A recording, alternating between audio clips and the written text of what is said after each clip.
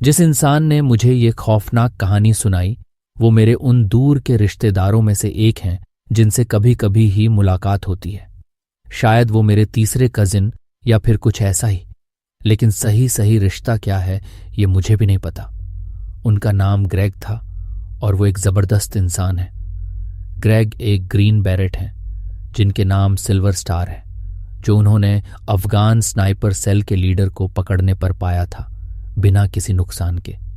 6 foot 3 inch लंबे और 200 pound के ग्रेग बाहर से तो बहुत ताकतवर लगते हैं, लेकिन दिल से वो एक बहुत ही मासूम और अच्छे इंसान हैं।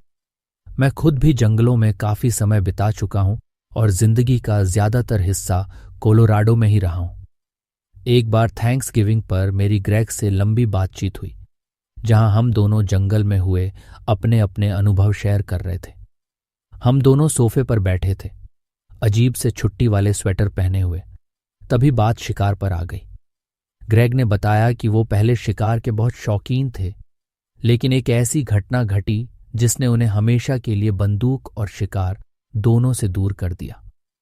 मुझे ये सुनकर हैरानी हुई, क्योंकि ये बात एक ऐसे आदमी के मुंह से सुन रहा था जिसने अफगानिस्तान में कई मिशन पूरे किए थे।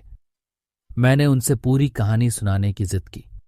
पहले तो वो झिझके, लेकिन फिर उन्होंने वो डरावनी घटना सुनाई जो उनके साथ जंगल में हुई थी। ये अक्टूबर के आखिर की बात है। उस समय इंडियन पीक्स वाइल्डरनेस में एल्क का शिकार चल रहा था। ग्रेग ने प्लान बनाया कि वो अकेले ही कुछ दिनों के लिए जंगल में जाएंगे। उन्होंने अपना ट्रक ट्रेल हेड के पास पार्क किया, जो उनके कैंप से करीब 8 मील दूर था। अगली सुबह ग्रेग अपनी डियर ब्लाइंड पर 20 फीट ऊपर पेड़ पर बैठे थे। हाथ में कॉफी का कप और राइफल तैयार थी। सूरज निकले हुए 1 घंटा हो चुका था। 50 गज दूर पेड़ की लाइन खत्म हो रही थी और वहां एक बड़ी घास का मैदान था जहां अक्सर एल्क चरने आते थे। कुछ घंटों बाद ग्रेग की किस्मत चमकी। उन्होंने देखा कि एक बड़ा झुंड मैदान में घास चर रहा था, लेकिन उनमें से एक एल्क बाकी सभी से अलग था। वो था एक मोनार्क।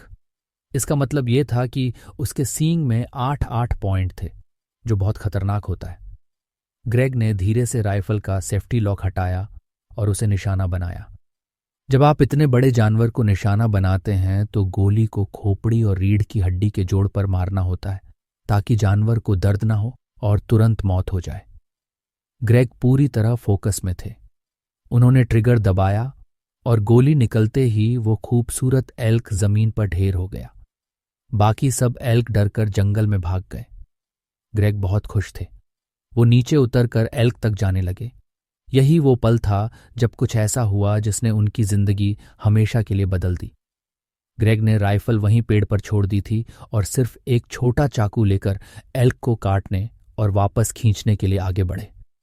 जैसे ही वो पेड़ों से निकलकर मैदान की तरफ बढ़े, उन्हें कुछ अजीब सा महसूस हुआ। जंगल पूरी तरह खामोश हो गया था। जब जंगल में बंदूक चलती है तो थोड़ी देर तक शांति रहती है, लेकिन इतनी लंबी खामोशी अजीब थी। ग्रेग ने इस बात को नजरअंदाज किया और आगे बढ़ते गए, लेकिन जैसे ही वो मैदान के पास पहुंचे और एल्क की लाश देखी, उन्होंने वहां कुछ और भी देखा। एल्क की लाश के दूसरी तरफ एक और एल्क था। वो उसके शरीर को हल्के से सहला रहा था, मानो उसे जगाने की कोशिश कर रहा हो। ये बहुत अजीब था। ग्रेग ने उसे डराने के लिए आवाज लगाई, लेकिन वो एल्क भागने के बजाय सिर उठाकर सीधे ग्रेग की तरफ देखने लगा। उसकी नजरें किसी जानवर जैसी नहीं थीं। उसकी नजरों में नफरत और गुस्सा था। ग्रेग को ऐसा लगा जैसे किसी इंसान ने उन्हें पकड़ लिया हो और वो शर्मिंदा महसूस करने लगे। अचानक जंगल में उनका मन घबराने लगा, लेकिन जो हुआ उसने ग्रेग को पूरी तरह हिला दिया। वो एल्क धीरे धीरे उठ खड़ा हुआ। अब वो एल्क नहीं लग रहा था। वो जो भी था वो अपने पेट के बल लेटा हुआ था और अपने हाथों से जमीन पर दबाव देकर खड़ा हुआ।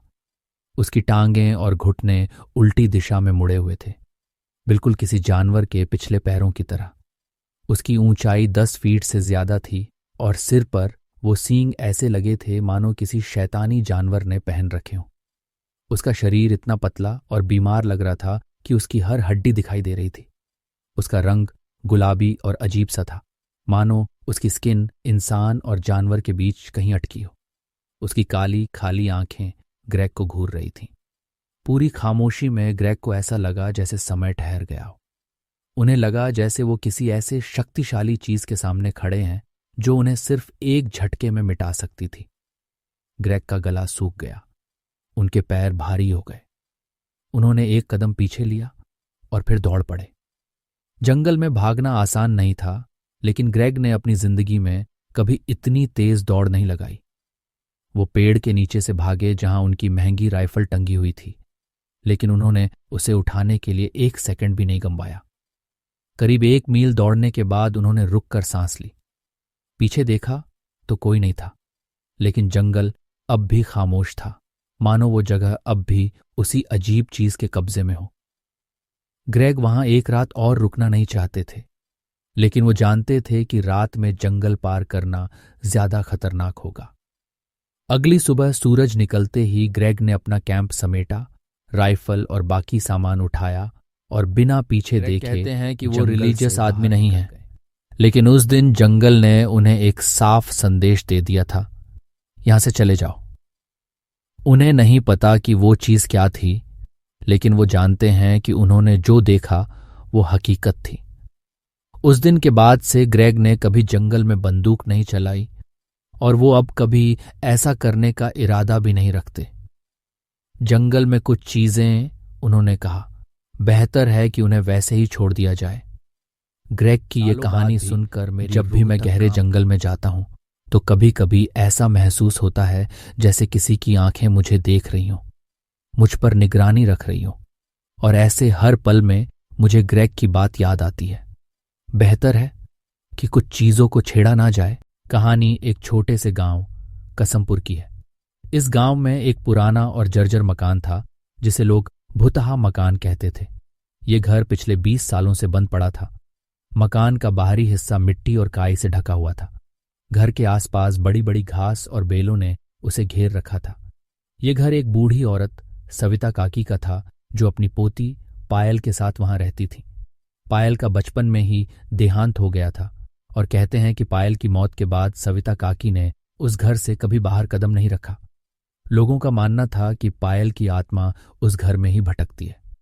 पायल का सबसे खास खिलौना था एक गुड़िया, जिसे वो हमेशा अपने साथ रखती थी। उसके मरने के बाद भी सविता काकी ने उस गुड़िया को संभाल कर रखा था। उस गुड़िया की आंखें काले शीशे जैसी थीं और उसकी मुस्कान में एक अजीब सी ठंडक थी। कहानी के असली किरदार रमेश और उसके 2 दोस्त अमित और सुरेश हैं। तीनों जवान थे और हमेशा गांव के किस्से कहानियों को लेकर उत्सुक रहते थे। उन्होंने उस गुड़िया और भुतहा मकान की कहानियां सुन रखी थीं, पर किसी ने भी उस घर के अंदर जाने की हिम्मत नहीं की थी। एक दिन रमेश ने अपने दोस्तों को चुनौती दी, चलो उस घर में चलते हैं और उस गुड़िया को देख कर आते हैं। लोगों का कहना है कि वो गुड़िया अब भी पायल की आत्मा से जुड़ी है। अगर हम में से कोई उसे छुएगा तो वो आत्मा हमें छोड़ने वाली नहीं। सुरेश और अमित घबरा गए, पर रोमांच ने उन्हें भी उस चैलेंज को स्वीकार करने पर मजबूर कर दिया। तीनों रात को प्लान बनाकर माचिस की हल्की रोशनी के सहारे घर के अंदर पहुंचे। घर के अंदर की हालत और भी डरावनी थी। हर जगह मकड़ियों के जाले थे, दीवारों पर अजीब से निशान थे, जैसे किसी ने वहां लंबे नाखूनों से खरोंचे मारी हों। माहौल में एक अजीब सी ठंडक थी, जैसे हवा में ही किसी की मौजूदगी हो। उनके कदमों की आवाज उन खामोश दीवारों से टकराकर वापस गूंज रही थी। अमित ने एक कमरे में कदम रखा जहां उसे एक पुरानी आलमारी दिखी। आलमारी आधी खुली हुई थी और उसके अंदर बैठी थी वो काले शीशे जैसी आंखों वाली गुड़िया। गुड़िया की मुस्कान में एक अजीब सी ठंडक थी जो उसे निहारते ही किसी भी इंसान की रीढ़ की हड्डी में सिहरन भर दे। रमेश ने हिम्मत जुटाकर उस गुड़िया को उठाने का सोचा। जैसे ही उसने गुड़िया को छुआ, घर के अंदर एक तेज हवा का झोंका चला और दरवाजे अपने आप बंद हो गए। चारों ओर अंधेरा हो गया और तभी रमेश को लगा जैसे किसी ने उसके कंधे पर हाथ रखा। उसकी सांसें तेज हो गईं और उसे महसूस हुआ कि वो अकेला नहीं है। अचानक गुड़िया की आंखों से एक हल्की नीली रोशनी निकलने लगी। उसने रमेश के हाथ में खुद को कसकर पकड़ लिया और एक धीमी डरावनी हंसी घर के अंदर गूंजने लगी। रमेश ने देखा कि गुड़िया के चेहरे पर पहले वाली मासूमियत नहीं थी, बल्कि एक खौफनाक हंसी थी जो सीधी उसकी ओर देख रही थी। जैसे ही रमेश के हाथ में गुड़िया ने खुद को और कस लिया, उसकी रूह कांप गई। सुरेश और अमित जो थोड़ी दूर खड़े थे, उन्होंने भी महसूस किया कि घर के अंदर का तापमान अचानक गिर गया था। उनकी सांसें ठहर सी गईं, जैसे कोई अदृश्य ताकत उन पर हावी हो रही हो। दीवारों पर हल्की सरसराहट की आवाजें गूंजने लगीं। वो तीनों इतनी घबराहट में थे कि उनके मुंह से शब्द ही नहीं निकल रहे थे। तभी रमेश ने अपने हाथ से गुड़िया को गिराने की कोशिश की, लेकिन उसके हाथ में जैसे कोई जकड़न सी महसूस हो रही थी।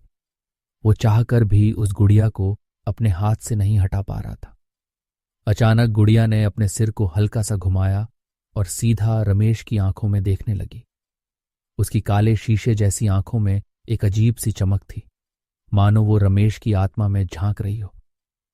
रमेश को लगा कि उसके कानों में किसी लड़की की हल्की सी फुसफुसाहट हो रही है। तुमने मुझे क्यों छुआ? एक धीमी नफरत भरी आवाज उसके कानों में गूंज रही थी। रमेश ने डर के मारे गुड़िया को फेंकने की पूरी कोशिश की, लेकिन वो नाकाम रहा। इसी बीच अमित ने कमरे से बाहर भागने का फैसला किया। उसने घबराहट में दरवाजा खींचा, लेकिन दरवाजा बाहर से बंद हो चुका था। वो पागलों की तरह चिल्लाने लगा, मुझे यहां से बाहर निकालो, मुझे जाना है। उसकी आवाज घुटी घुटी सी लग रही थी, जैसे किसी ने उसके मुंह पर हाथ रख दिया हो। तभी अचानक एक भयंकर ठंडक अमित के शरीर में दौड़ गई और वो वहीं ठिठुर गया। सुरेश और रमेश ने देखा कि अमित की आंखें सुन्न हो चुकी थीं और वो बिना हिले डुले एक जगह खड़ा था। उसके चेहरे पर अजीब सा खालीपन था। कुछ ही पलों में अमित कमरे में गायब हो गया। सुरेश और रमेश ने कमरे में चारों तरफ देखा, पर अमित का कोई नामो निशान नहीं था। उनकी समझ से बाहर था कि इतने पास खड़े होने के बावजूद अमित कैसे गायब हो सकता है। सुरेश की हालत इतनी खराब हो चुकी थी कि वो खुद को संभाल नहीं पा रहा था। रमेश को भी लगा कि उनके लिए यहां से बाहर निकलना ही बेहतर होगा। तभी गुड़िया की आंखों में एक अजीब सी लाल रोशनी चमकने लगी। घर की दीवारों पर छाया सी चलने लगी, जैसे वहां कोई अदृश्य परछाई घूम रही हो। रमेश ने साहस जुटाते हुए पूछ ही लिया, तू कौन है और हमें क्यों परेशान कर रही है? गुड़िया की हंसी घर में गूंजने लगी और एक भयानक फुसफुसाहट सुनाई दी।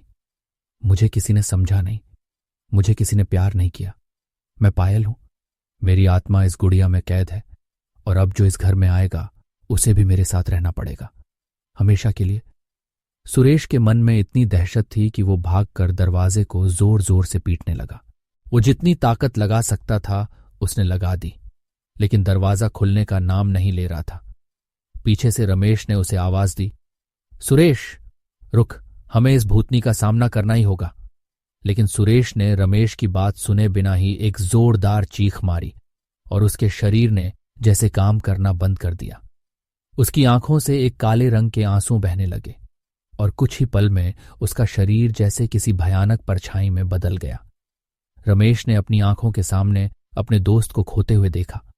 उसकी चीखें कमरे में गूंज रही थीं और सुरेश का शरीर धीरे धीरे कमरे की दीवार में विलीन हो गया। रमेश के पास अब कोई विकल्प नहीं था। उसके सारे दोस्त गायब हो चुके थे और वो जानता था कि अब उसे किसी भी हालत में बाहर निकलना होगा। वो एक बार फिर गुड़िया की तरफ मुड़ा और सविता काकी के किस्से को याद करने लगा।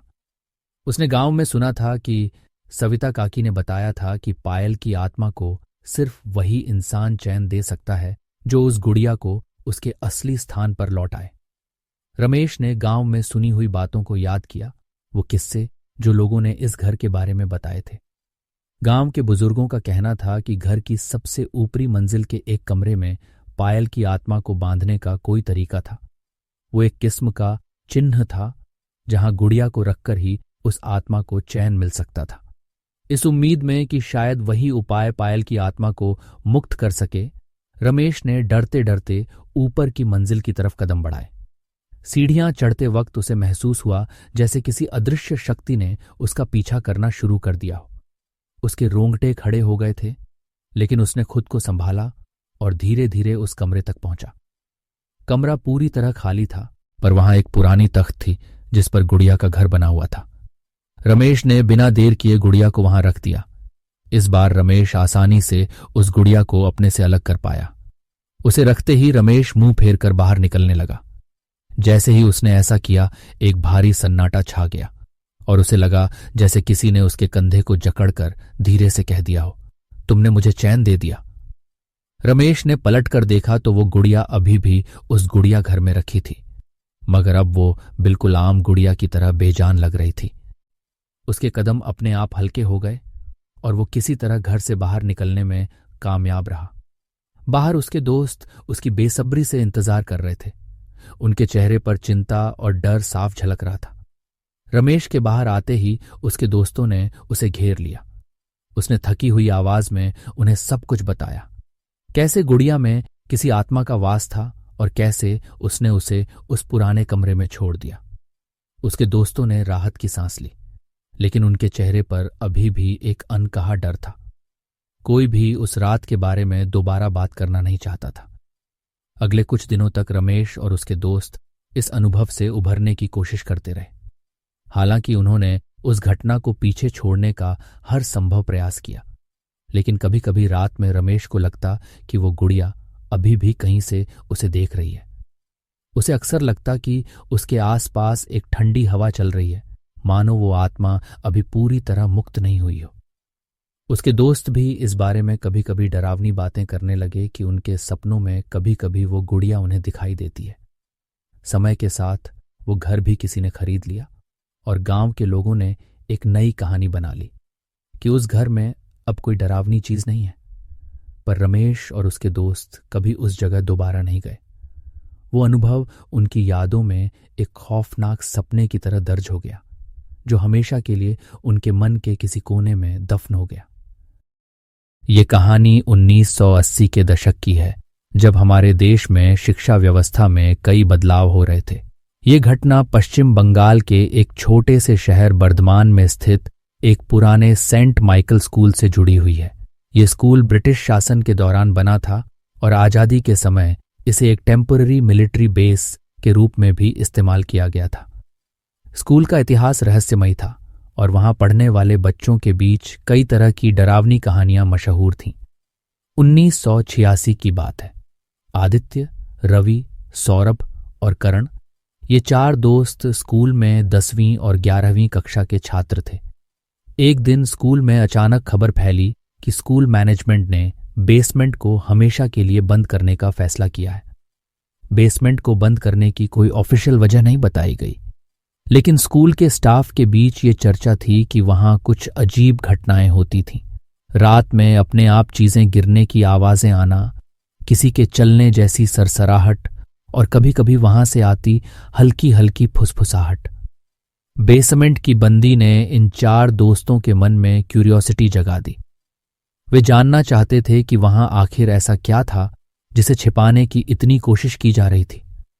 अगली सुबह जब स्कूल के गेट सुबह 6:30 पर खुलते थे, ये चारों 6 बजे ही पहुंच गए। उनका प्लान था कि स्कूल की मॉर्निंग असेंबली से पहले ही वो बेसमेंट का दरवाजा ढूंढ लेंगे और अंदर जाने का कोई रास्ता तलाशेंगे। जैसे ही वो बेसमेंट के पास पहुंचे, स्कूल के एक पुराने चपरासी रघु काका ने उन्हें देख लिया। तुम लोग यहां क्या कर रहे हो? रघु काका ने सख्त लहजे में पूछा। रवि ने बहाना बनाया, बस ऐसे ही, स्कूल में क्या क्या है, थोड़ा एक्सप्लोर कर रहे थे। रघु काका ने घूरते हुए कहा, बेसमेंट में कुछ नहीं है, वहां जाने की कोई जरूरत नहीं, वापस अपनी क्लास में जाओ। डांट सुनने के बाद वो सब लौट तो आए, लेकिन अब बेसमेंट के प्रति उनकी उत्सुकता और भी बढ़ गई थी। रघु काका से बचने के लिए उन्होंने कुछ दिन इंतजार किया। 2 हफ्ते बाद वो फिर से एक सुबह स्कूल आए, लेकिन इस बार उनके पास तैयारी थी।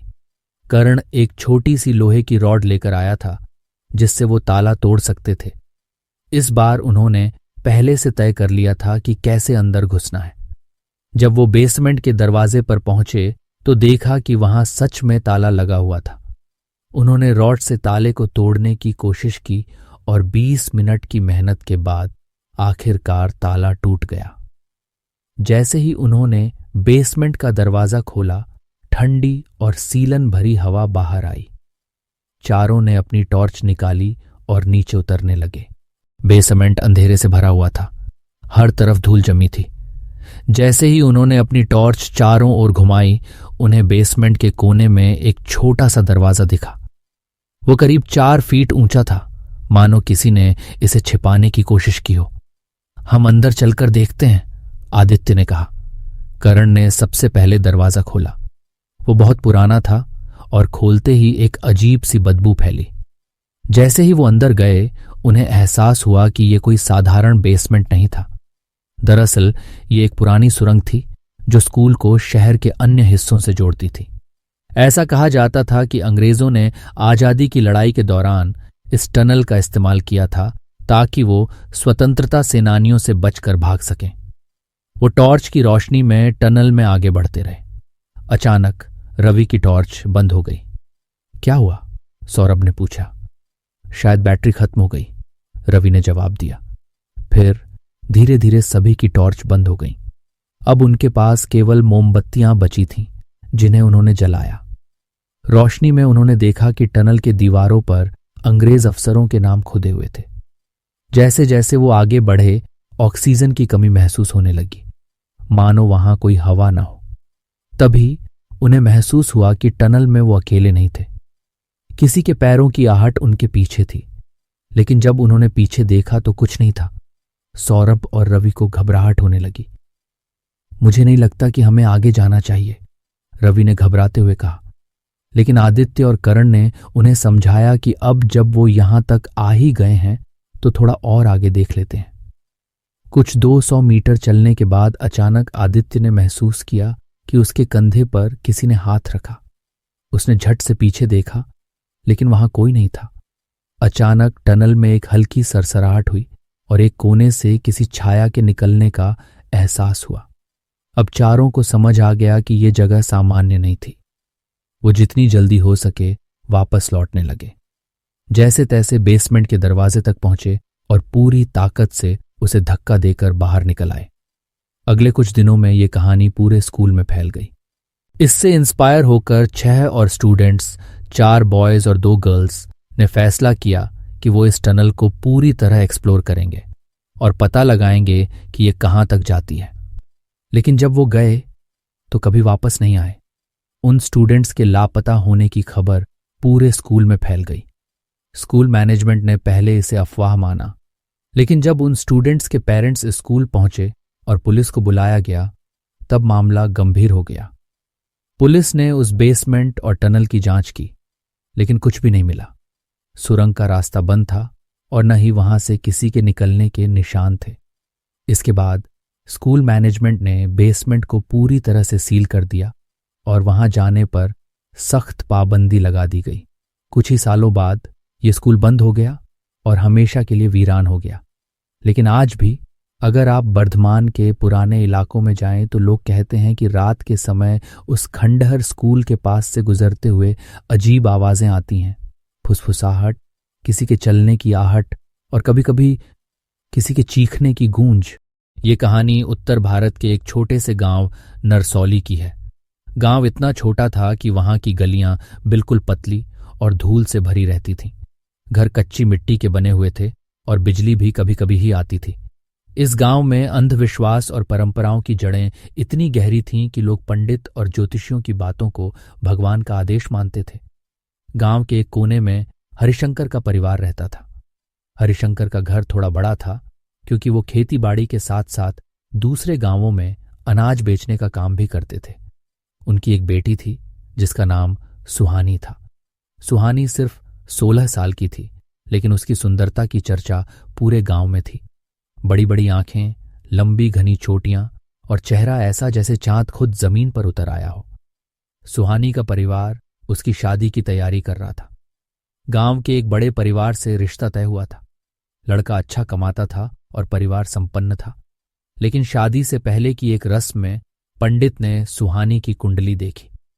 कुंडली देखकर पंडित का चेहरा फीका पड़ गया। हरिशंकर जी, ये कुंडली बहुत भारी है, पंडित ने गंभीर आवाज में कहा। भारी? मतलब क्या है? हरिशंकर ने चिंता से पूछा। इस कुंडली में मंगल दोष है। आपकी बेटी जिसके साथ भी शादी करेगी वो व्यक्ति ज्यादा दिन जिंदा नहीं रहेगा। ये सुनते ही पूरे परिवार में हड़कंप मच गया। सुहानी की मां तो रोने लगी। पंडित जी, अब क्या करें? हमारी बेटी की जिंदगी तो बर्बाद हो जाएगी। पंडित ने थोड़ी देर सोचा और फिर एक सुझाव दिया।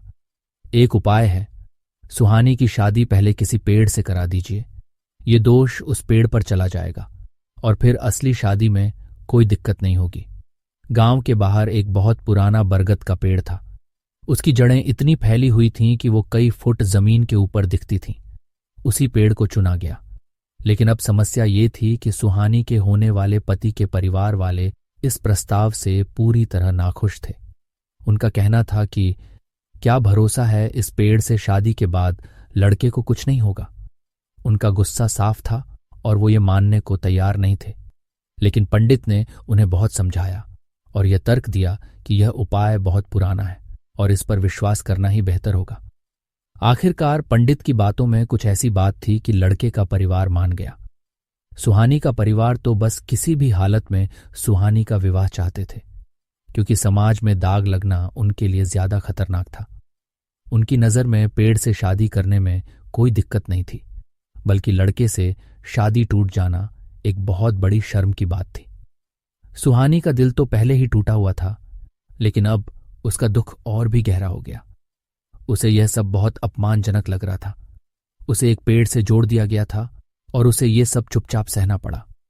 लड़कियों को वैसे भी ज्यादा बोलने की इजाजत नहीं थी और ऐसे में वो बस चुप रही। गांव में ये बात तेजी से फैल गई। हर घर में यही चर्चा हो रही थी कि सुहानी की शादी एक पेड़ से होने जा रही है। कुछ लोग इसे एक अजीब और हास्यास्पद बात मानते थे, तो कुछ इसे एक धार्मिक उपाय के तौर पर देखते थे। लेकिन अधिकांश लोग तो बस ये देखना चाहते थे कि शादी के दिन क्या होगा। गांव के युवा वर्ग ने तो इसका मजाक बनाना शुरू कर दिया। क्या यार, लड़की पेड़ से शादी कर रही है, अब तो और भी मजेदार होगा। इससे तो अच्छा होता कि वो किसी पालतू जानवर से शादी कर लेती। ये जैसे ताने थे जो सुहानी के कानों तक पहुंच रहे थे। उसकी अपनी सहेलियां भी अब उससे दूरी बना चुकी थीं। वो भी हंसते हुए कहती, अब एक पेड़ हमारे जीजाजी बनेंगे। इसके बाद तो मीडिया भी इस अजीबोगरीब शादी को कवर करने आ गया। कैमरे और रिपोर्टर हर जगह थे। सुहानी को इस सब से बेहद शर्मिंदगी महसूस हो रही थी, लेकिन वो किसी से कुछ कह नहीं पा रही थी।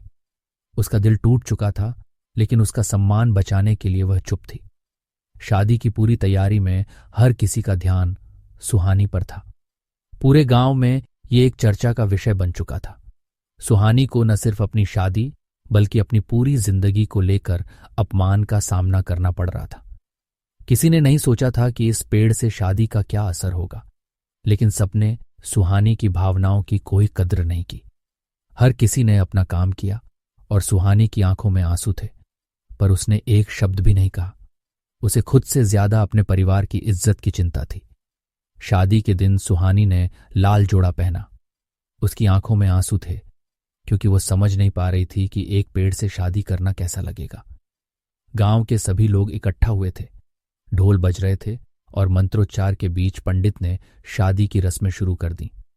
सुहानी के पिता ने उसकी डोरी उस पेड़ से बांध दी, लेकिन जैसे ही सुहानी ने उस पेड़ को छुआ, उसकी आंखों में एक अजीब सा डर दिखा। उसे लगा जैसे किसी ने उसके कानों में फुसफुसाया हो। वो आवाज धीमी लेकिन बेहद डरावनी थी। इतने शोर के बीच सुहानी उन फुसफुसाहटों को सही से समझ नहीं पाई। सुहानी घबराकर पीछे हट गई, लेकिन माँ बाप के डर से उसने कुछ नहीं कहा। रस्में खत्म हुई और सुहानी को घर ले जाया गया। पेड़ से शादी के बाद सुहानी की असली शादी की तैयारियां शुरू हो गईं, लेकिन तभी से उसके साथ अजीब चीजें होने लगीं। वो अक्सर अकेले में बैठी रहती और किसी से बात नहीं करती। कभी कभी वो रात को नींद में उठ जाती और घर के कोने में बैठकर खुद से बातें करने लगती। एक रात उसकी मां ने उसे जागते हुए देखा। सुहानी अपनी खिड़की के पास खड़ी थी और बाहर अंधेरे में किसी को घूर रही थी। सुहानी, क्या देख रही हो? उसकी मां ने पूछा। वो देखो मां, नीचे कोई खड़ा है। मां ने बाहर देखा, लेकिन वहां कोई नहीं था। उसने इसे सुहानी का भ्रम समझकर टाल दिया। सुहानी को हर रात अजीब सपने आने लगे। वो सपने में खुद को उसी बरगद के पेड़ के पास खड़ी पाती। उसे महसूस होता कि कोई अदृश्य शक्ति उसके आसपास है। कभी कभी वो महसूस करती कि कोई उसका हाथ पकड़ रहा है और उसकी पकड़ इतनी ठंडी होती कि सुहानी कांप जाती। एक दिन सुहानी की सहेली राधा उसके घर आई। तू इतनी चुप क्यों है सुहानी? पहले तो तू बहुत खुश रहती थी, राधा ने बड़ी उत्सुकता से पूछा। सुहानी का चेहरा बिल्कुल बदल चुका था।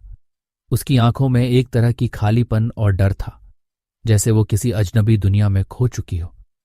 सुहानी ने धीरे से सिर झुकाते हुए कहा, राधा, मुझे लगता है कि वो पेड़ मुझे बुला रहा है। मेरी शादी उसी से हुई थी ना, अब वो मुझे छोड़ना नहीं चाहता। उसकी आवाज में एक अजीब सा डर था, जिसे राधा ने बिल्कुल नजरअंदाज कर दिया। राधा ने यह सुनते ही जोर जोर से हंसी। उसकी हंसी में मजाक था और यह सुहानी के दिल में एक और चुभन छोड़ गई। क्या तुम सच में ये मानती हो? राधा ने हंसते हुए कहा। तू पेड़ से डर रही है? यार, वो तो बस एक पेड़ है, क्या होगा? पेड़ से शादी कर ली तो क्या फर्क पड़ता है? अब उस पेड़ से डरने का क्या मतलब? राधा का मजाक सुहानी के लिए बहुत तकलीफदेह था। उसकी सारी भावनाएं इस मजाक में नष्ट हो गईं। राधा की हंसी में कोई दया नहीं थी, केवल तिरस्कार था, और सुहानी की स्थिति को लेकर उसे कोई समझ नहीं थी। राधा ने सुहानी का और मजाक उड़ाते हुए कहा, अब तो तू शादीशुदा हो गई है ना, तो तू भी ना शादीशुदा लड़की की तरह काम कर और पेड़ से डरने की बजाय खुश रह। यह सुनकर सुहानी की आंखों में आंसू थे, लेकिन उसने उन्हें झूठी हंसी में छुपा लिया। उसने राधा से कुछ नहीं कहा, बस चुप रही। उसकी आत्मा जैसे टूट सी गई थी। राधा का यह मजाक उसे इतना दुख दे गया कि उसने मन ही मन फैसला कर लिया कि वो अब इस बारे में किसी से कुछ नहीं कहेगी। सुहानी की अजीबोगरीब हरकतें और बढ़ने लगीं। वो हमेशा चुपचाप किसी न किसी कोने में बैठी रहती, जैसे वो कहीं और खो गई हो।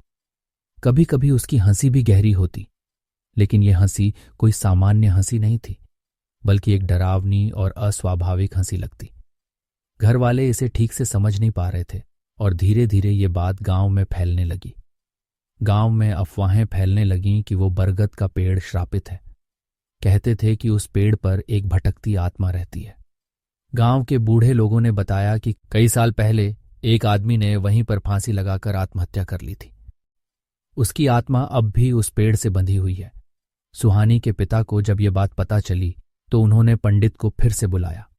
पंडित ने कहा, ये आत्मा अब सुहानी से जुड़ गई है, इसे हटाने के लिए हवन करना पड़ेगा। पंडित की बात सुनते ही हरिशंकर और उनका परिवार सहम गया। सुहानी की मां की आंखों से आंसू थमने का नाम नहीं ले रहे थे। पंडित जी, हवन से हमारी बेटी सुरक्षित हो जाएगी ना? उन्होंने कंपकपाती आवाज में पूछा। हवन बहुत ताकतवर प्रक्रिया है, लेकिन यह आसान नहीं होगा। आत्मा अब सुहानी को अपना मान चुकी है, इसे हटाना मुश्किल होगा। हमें गांव के सबसे पुराने मंदिर में विशेष पूजा करनी होगी, पंडित ने गंभीरता से कहा। पूजा की तारीख तय कर दी गई। अगले अमावस्या की रात हवन होना था। इस बीच सुहानी का व्यवहार और भी अजीब होता जा रहा था। वो अक्सर रात में बिना किसी कारण घर से बाहर निकल जाती। कई बार उसे अंधेरे में पेड़ की ओर जाते देखा गया। एक रात पूजा से 3 दिन पहले सुहानी के कमरे से जोर जोर से चीखने की आवाज आई। जब परिवार वाले दौड़कर अंदर गए तो उन्होंने देखा कि सुहानी बिस्तर पर नहीं थी। कमरे की खिड़की खुली थी और बाहर से ठंडी हवा आ रही थी। हरिशंकर और उनके बेटे ने बाहर जाकर देखा। दूर उस श्रापित बरगद के पास सुहानी खड़ी थी। उसकी आंखें अजीब तरह से चमक रही थीं और उसके चेहरे पर डरावनी मुस्कान थी। सुहानी, यहां क्या कर रही हो? हरिशंकर चिल्लाए। सुहानी ने धीरे धीरे उनकी तरफ देखा और एक गहरी भयानक आवाज में कहा, वो मेरी है, अब इसे कोई मुझसे छीन नहीं सकता। उसकी आवाज बिल्कुल किसी आदमी जैसी थी, जैसे कोई और उसके शरीर में बोल रहा हो। हरिशंकर और उनके बेटे ने मिलकर सुहानी को घर वापस लाया। उसे बिस्तर पर लिटाया गया, लेकिन उसकी हालत लगातार बिगड़ रही थी। वो बार बार कहती, मुझे जाने दो, वो मुझे बुला रहा है। अमावस्या की रात आ गई। गांव के पुराने मंदिर में हवन की तैयारी की गई। चारों तरफ दिए जलाए गए और मंदिर में धूप और चंदन की खुशबू फैल रही थी। पंडित ने कहा कि हवन के दौरान सुहानी को पास रखना होगा, क्योंकि आत्मा उसी के शरीर में बसी है। जैसे ही हवन शुरू हुआ, मंदिर में अजीब चीजें होने लगीं। दियों की लौ अचानक कांपने लगी और एक अजीब सी ठंड महसूस होने लगी। पंडित ने मंत्रों का उच्चारण तेज कर दिया। सुहानी, जो अब तक शांत थी, अचानक चिल्लाने लगी, मुझे मत रोको, मैं उसकी हूं। वो बेतहाशा चीख रही थी। पंडित ने बाकी लोगों को सुहानी को पकड़कर रखने को कहा। आत्मा हवन से परेशान हो रही है, इसे शरीर छोड़ने पर मजबूर करना होगा। जैसे जैसे मंत्रों का उच्चारण तेज हुआ, मंदिर की दीवारों से डरावनी आवाजें आने लगीं। ऐसा लगा जैसे कोई हवा में चीख रहा हो। सुहानी का शरीर कांपने लगा और उसकी आंखें पूरी सफेद हो गईं। अचानक सुहानी जोर से हंसने लगी। उसकी हंसी इतनी डरावनी थी कि वहां खड़े सभी लोग सहम गए। उसने पंडित की तरफ देखा और एक अजीब आवाज में कहा, तुम मुझे यहां से निकाल नहीं सकते, मैं यहां से कभी नहीं जाऊंगा। पंडित ने अपना संकल्प और मजबूत किया। उन्होंने अग्नि में विशेष सामग्री डाली, जिससे आग की लपटें और तेज हो गईं। उस पल सुहानी जमीन पर गिर पड़ी और तड़पने लगी। आत्मा ने अपना पूरा जोर लगाया। मंदिर के चारों तरफ की हवा अचानक भारी हो गई। पास खड़े लोगों ने महसूस किया कि कोई अंधेरा आकार मंदिर की तरफ बढ़ रहा है। पंडित ने सभी से कहा, किसी को डरना नहीं है, आत्मा को बाहर निकालने का यह आखिरी मौका है। पंडित ने मंत्र पढ़ते हुए एक पानी से भरा कलश सुहानी पर छिड़का। जैसे ही पानी उसकी त्वचा पर पड़ा, सुहानी जोर से चीखी। उसकी चीख इतनी भयानक थी कि मंदिर के बाहर खड़े कुछ लोग भी डर कर भाग गए। फिर एक पल के लिए सब कुछ शांत हो गया। सुहानी बेहोश हो गई और मंदिर में एक अजीब सी शांति छा गई। सुहानी के होश में आने के बाद पंडित ने कहा, आत्मा चली गई है, लेकिन इस पेड़ को हमेशा के लिए काटना होगा। जब तक ये पेड़ है, इसकी छाया से बचकर रहना होगा। गांव वालों ने अगले दिन उस पेड़ को जला दिया। ये घटना पिछले साल की है, जब मैं कुछ समय के लिए अपने पेरेंट्स के साथ रह रहा था। हमारा घर डेवन यूके में था और हम वहां सिर्फ 3 साल पहले ही शिफ्ट हुए थे। कहा जाता है कि इस घर का पिछला मालिक, जो एक बुजुर्ग था, अचानक एक कमरे में ही गुजर गया था। खैर, उस समय मेरा एक दोस्त भी मेरे साथ था और हम न्यू ईयर से पहले की छुट्टियां मना रहे थे। 30 दिसंबर की रात मेरा दोस्त अपने घर चला गया और मैं अकेला रह गया। मुझे कुछ समझ नहीं आया कि क्या करूं, तो मैंने सोचा जल्दी सो जाऊं। रात के 9 बजे मैं अपने बेडरूम में सोने चला गया। मेरा कमरा दूसरी मंजिल पर था और खिड़की हल्की खुली हुई थी ताकि ठंडी हवा अंदर आ सके। उस रात मुझे बहुत अजीब सा महसूस हो रहा था। मैं बार बार उठ रहा था, फिर सोने की कोशिश करता था, लेकिन ठीक से नींद नहीं आ रही थी। फिर करीब 12 बजे मुझे एक अजीब सपना आया। सपने में मैं किसी और की आंखों से देख रहा था।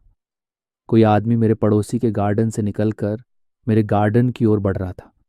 वो बड़ी आसानी से 6 फीट ऊंची लकड़ी की दीवार पार कर गया।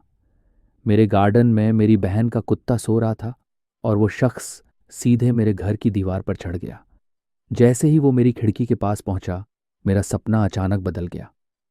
अब मैं एक पेड़ की ऊंची डाल से देख रहा था और वहां से मैं उस सफेद डरावने इंसाननुमा चीज को देख रहा था जो मेरी खिड़की के अंदर झांक रही थी। इसी के साथ मेरी नींद खुल गई। मेरा पूरा शरीर पसीने से भीग चुका था। मैं खुद को शांत करने की कोशिश कर रहा था कि अचानक मेरी बहन का कुत्ता जोर जोर से भौंकने लगा। 10 सेकंड तक भौंकने के बाद एकदम सन्नाटा छा गया। मैंने सोचा कि शायद कोई जानवर होगा, लेकिन तभी मुझे खिड़की के पास से धीरे धीरे कुछ खुरचने की आवाज सुनाई दी। ये घर की दूसरी मंजिल थी, तो नीचे से कोई खुरच भी नहीं सकता था। अब मेरी धड़कन तेज हो गई। मैंने घड़ी की ओर देखा, तब ठीक सुबह के 3:33 हो रहे थे।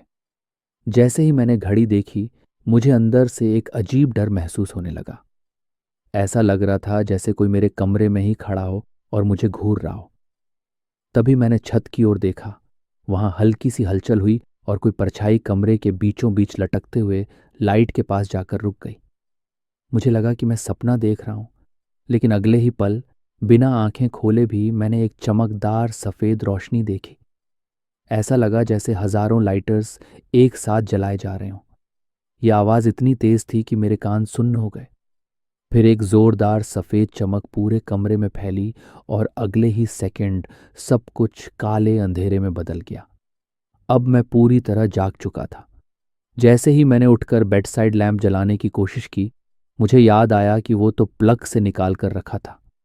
तभी मेरी नज़र सीधे कमरे के बीचों बीच पड़ी। वहां एक काली परछाई खड़ी थी। वो बिल्कुल हिलडुल नहीं रही थी। जैसे ही मैंने लाइट की ओर हाथ बढ़ाया, उसने अपनी गर्दन एक झटके में मेरी ओर घुमा ली। मेरा दिल जोर से धड़कने लगा। ये परछाई इतनी काली थी कि उसके कोई फेशियल फीचर्स भी नजर नहीं आ रहे थे। वो कुछ सेकंड तक मुझे घूरती रही, फिर अचानक आगे बढ़ी और अपना लंबा नुकीले नाखूनों वाला हाथ मेरी ओर बढ़ाया। मुझे ऐसा महसूस हो रहा था जैसे मैं हिल भी नहीं सकता, लेकिन जैसे ही वो मेरे चेहरे के पास आई, मैं झटके से उठा और दीवार के स्विच को दबाकर मैन लाइट ऑन कर दी। मेरी आंखें 1 सेकंड के लिए झपकी और जब मैंने दोबारा देखा, वो परछाई तेजी से खिड़की से बाहर कूद गई। वो एक ही छलांग में मेरे गार्डन को पार कर गई और अंधेरे में गायब हो गई। मैं तुरंत नीचे भागा और देखा कि मेरी बहन का कुत्ता एक पेड़ के पीछे छिपा हुआ था और कांप रहा था। मैंने पूरे घर की तलाशी ली, लेकिन कुछ भी नहीं मिला। उस रात के बाद मैं कई दिनों तक सो नहीं पाया। आज भी जब मैं उस पल के बारे में सोचता हूं तो बस यही सवाल आता है, अगर मैं नहीं उठा होता तो क्या होता। ये कहानी है अजय की, जो एक कूर्ग की ट्रेडिशनल कोडवा फैमिली से ताल्लुक़ रखता है। एक वीकेंड की शुरुआत में अजय ने अपने बचपन के दोस्त समीर को कॉल किया और कहा, चल यार अपने होम टाउन चलते हैं, कूर्ग के कॉफ़ी एस्टेट्स में। समीर भी तुरंत तैयार हो गया। दोनों को आज भी सफ़र उतना ही पसंद था और पहली कार खरीदने की खुशी इस ट्रिप को और भी खास बना रही थी। हमारे देश के वेस्टर्न घाट्स वैसे ही बेमिसाल हैं, लेकिन मॉनसून में तो उनका नज़ारा कुछ और ही होता है। कूर्ग की बारिश, वो ठंडी हवा और रास्तों पर फैला हुआ कोहरा। बस उसी सीन में दोनों दोस्त अपनी कार लेकर निकल पड़े। शाम को ऑफिस के बाद घर वालों ने मना किया था रात को निकलने से। बोले, रात होते ही जंगल वाले रास्ते बंद हो जाते हैं, गेट्स लग जाते हैं। लेकिन अजय और समीर को अगली सुबह का सूरज पहाड़ियों में देखना था और वो नज़ारा किसी भी रिस्क से ज़्यादा कीमती था। तो दोनों ने तय किया कि वो जंगल के घने रास्ते छोड़कर गांव के रास्ते से निकलेंगे, थोड़ा लंबा लेकिन सेफ। शुरुआत में सब कुछ अच्छा चल रहा था। रोड नई बनी थी, कार काफ़ी स्मूथ चल रही थी और अजय की ड्राइविंग में एक अलग ही लेवल की एनर्जी थी। समीर तो बीच बीच में सो भी गया था। करीब 2:15 हो चुके थे। हम लोग एक ऐसी जगह से गुजर रहे थे जो अगुम्बे फॉरेस्ट की एक्सटेंशन मानी जाती है। अजय पहले भी कई बार इस रास्ते से गुजरा था, लेकिन उस रात कुछ अजीब सा महसूस हो रहा था। हवा बहुत ठंडी थी, पूरा एरिया वीरान था और कुछ अनजाना डर दिल में बैठने लगा था। लेकिन अजय ने खुद को समझाया कि शायद ये सिर्फ दिमाग का वहम है। समीर तो सो ही रहा था, उसे बताने का कोई फ़ायदा नहीं था। वो BMW कार अपनी फुल स्पीड में थी और अजय बस हेडलाइट के बीम को फॉलो कर रहा था। उसे उस डिवीज़न की तलाश थी जहाँ से रास्ता 2 हिस्सों में बंटता है और वहीं से उसके एस्टेट का रास्ता शुरू होता है। कुछ किलोमीटर बाद एक ब्रिज आया। अजय को कुछ सही नहीं लग रहा था, फिर भी उसने स्पीड बढ़ा दी और ब्रिज पार करने लगा। ब्रिज के बीच में एक इंसान दिखा। वो भी बहुत मुश्किल से दिखाई दे रहा था, लेकिन पता नहीं वो शख्स अंधेरे में कैसे चल रहा था। उसने एक पुराने चावल के बोरे की प्लास्टिक को रेनकोट की तरह पहना हुआ था। अजय ने कार रोकी और कन्नड़ में उससे रास्ता पूछा। वो आदमी कुछ बोला नहीं, बस हाथ से उसी दिशा में इशारा कर दिया जिस ओर वो लोग जा रहे थे। ये देखकर थोड़ी तसल्ली मिली और अजय ने कार फिर आगे बढ़ा दी। 7 से 8 किलोमीटर और चले होंगे कि एक और ब्रिज आया और इस ब्रिज पर वही सीन दोबारा हुआ।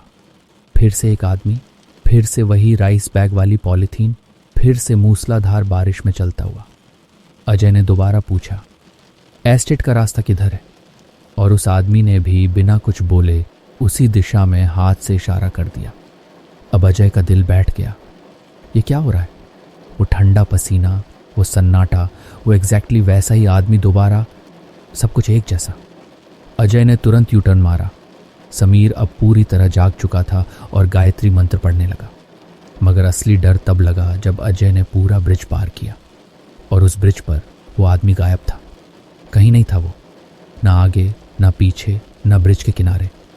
ऐसा कैसे हो सकता है? क्या वो कूद गया ब्रिज से? लेकिन कोई आवाज़ नहीं आई, कोई छींटा नहीं, कुछ भी नहीं। और सबसे अजीब बात, जब वो यू टर्न लेकर वापस लौटे तो जिस पहले ब्रिज से वो गुजरे थे वो ब्रिज ही नहीं मिला। ना वो ब्रिज, ना वो पहला आदमी। और अचानक कुछ 9 से 10 किलोमीटर बाद वो रोड डिवीज़न मिल गया जिसकी तलाश थी, बिल्कुल उसी जगह पर जहाँ से एस्टेट का रास्ता निकलता है। करीब 30 से 40 मिनट बाद दोनों अपने एस्टेट पहुँचे। सबसे पहले पूजा घर गए, दीपक जलाया और भगवान से प्रार्थना की कि जो भी था वो यहीं तक था। लेकिन अजय के कुछ सवाल अब भी हैं। जब मैंने ब्रिज से यू टर्न लिया, वो दूसरा आदमी कहाँ गया? जब मैं वापस लौटा तो पहला ब्रिज कहाँ गायब हो गया? अचानक हमें रोड डिवीज़न कैसे मिल गया जबकि पहले हम भटक गए थे? क्या ये सब हमारा वहम था या फिर जंगल की उस सुनसान रात में वाकई कोई परछाई हमारा रास्ता भटका रही थी? जब मैं छोटा था तब मैं ऑस्ट्रेलिया के एक छोटे और शांत गांव में रहता था जिसका नाम था हैरो हिल। ये एक ऐसी जगह थी जहां हर कोई एक दूसरे को जानता था और जिंदगी बहुत अच्छी थी। गांव के चारों ओर घने यूकलिप्टस के जंगल थे जो मीलों तक फैले हुए थे। गर्मियों में हमारे पास इतनी जगह होती थी कि हम बेफिक्र होकर घूम सकते थे, साइकिल चला सकते थे और तरह तरह के एडवेंचर कर सकते थे जो उस समय हमें बिल्कुल भी खतरनाक नहीं लगते थे। लेकिन ये कहानी सिर्फ बचपन के एक और एडवेंचर की नहीं है। ये उस रात की कहानी है जिसने मेरी दुनिया को देखने का नजरिया ही बदल दिया और ये सोचने पर मजबूर कर दिया कि अंधेरे में क्या छुपा हो सकता है। सर्दियों का मौसम था और गांव के बीच से बहने वाली नदी का पानी इतना सूख चुका था कि उसका गीला रेत वाला तल दिखने लगा था। पानी के पीछे हटने से वहां की मिट्टी चिकनी और रेत सी लगने लगी थी, जो कैंपिंग के लिए एकदम सही जगह थी। मेरे सबसे अच्छे दोस्त लियम के दिमाग में एक आइडिया आया। भाई, चल नदी किनारे कैंप करते हैं, कुछ ड्रिंक्स लेते हैं और वो सब करते हैं जो बड़े लड़के करते हैं, उसने जोश में कहा। उसकी आंखों में शरारत चमक रही थी। लियम के माता पिता गांव के रेड रूस्टर इन नाम के इकलौते पब के मालिक थे, तो वहां से कुछ ड्रिंक्स लाना कोई मुश्किल काम नहीं था। हम 7 लोग थे, मैं, लियम, बेन, जेक, टॉमी, क्रिस और ईथन। हमने पूरी प्लानिंग कर ली थी। माँ बाप से कहा कि हम एक दूसरे के घर पर स्लीप ओवर कर रहे हैं। स्लीपिंग बैग्स, कुछ स्नैक्स और टॉर्च पैक की और सूरज डूबने से ठीक पहले निकल पड़े। हमने जो जगह चुनी थी वो गांव से कुछ किलोमीटर दूर थी, जहां एक पुरानी बस्ती के खंडहर थे। कहा जाता था कि वहां 1800 के दशक के अंत में बसे कुछ लोग अचानक रहस्यमय तरीके से गायब हो गए थे। उनके पीछे बस घरों की नींव और उन आत्माओं की कहानियां रह गई थीं जिन्हें वहां भटकते हुए देखा गया था। मैंने कभी इन कहानियों पर भरोसा नहीं किया था, लेकिन उस रात काश मैंने उन पर विश्वास कर लिया होता। हम नदी किनारे शाम ढलने से ठीक पहले पहुंचे। एक तरफ नदी का किनारा धीरे धीरे नीचे की ओर जा रहा था, जहां हमने अपना छोटा सा कैंप लगा लिया। दूसरी तरफ एक खड़ी चट्टान जैसी दीवार थी जो घने झाड़ियों और ऊंचे पेड़ों से ढकी हुई थी। उस किनारे के पार कुछ भी देखना मुश्किल था और वहां से हमेशा एक अजीब सी घबराहट होती थी, जैसे कोई छुपकर हमें देख रहा हो। जैसे ही सूरज डूबा, हमने छोटी सी आग जलाई और ड्रिंक्स मिलाना शुरू किया। हम बस 12-13 साल के थे, लेकिन उस वक्त हमें खुद को इनविंसिबल समझने की भूल हो रही थी। हमने गाने गाए, पत्थर पानी में फेंके और हंसी मजाक करते रहे। लेकिन फिर रात के बीच में अचानक बेन ने ऊपर उस खड़ी चट्टान की तरफ देखते हुए कहा, भाई, मैंने वहां कुछ हिलते हुए देखा। हम सब ठिठक गए। हमारी नजरें उस दिशा में चली गईं, लेकिन वहां कुछ नहीं था, सिर्फ अंधेरा और ठंडी हवा में सरसराते पत्तों की आवाज। भाई, तेरा वहम होगा। लियम ने हंसकर माहौल हल्का करने की कोशिश की, लेकिन बेन को यकीन नहीं था। वो बार बार ऊपर देख रहा था। उसका चेहरा सफेद पड़ चुका था। मैं सच कह रहा हूं, कोई वहां है, उसने बुदबुदाया। हम सब ने बहादुरी दिखाने के चक्कर में अंधेरे में चिल्लाना शुरू कर दिया, आजा बाहर, अगर हिम्मत है तो। किससे छुप रहा है बे? हमें लगा कि कुछ नहीं होगा, लेकिन फिर झाड़ियों के किनारे से एक साया उभरा। एक आदमी पेड़ की लाइन से बाहर आया, नंगे पांव। उसके कपड़े फटे हुए थे जो उसके पतले हड्डी जैसे शरीर पर लटक रहे थे। उसके बाल उलझे हुए और गंदे थे और इतनी दूर से भी मुझे महसूस हो रहा था कि उसकी आंखें हम पर जमी हुई हैं। वो बस वहीं खड़ा रहा, हिला तक नहीं। बस देखता रहा। हम सब ने बोलना बंद कर दिया, कोई हिला तक नहीं। हम उसकी तरफ देख रहे थे, इस उम्मीद में कि वो कुछ बोलेगा, लेकिन उसने कुछ नहीं कहा। फिर कुछ देर बाद वो धीरे धीरे मुड़ा और झाड़ियों में गायब हो गया। ये क्या था भाई? जेक ने फुसफुसाते हुए कहा। उसकी आवाज कांप रही थी। हम सब ने खुद को समझाया कि ये कोई आवारा या बेघर इंसान होगा जो जंगल से गुजर रहा होगा, लेकिन अंदर से हम सब डर गए थे। करीब 1 घंटे बाद हम उस आदमी को भूलने की कोशिश कर रहे थे।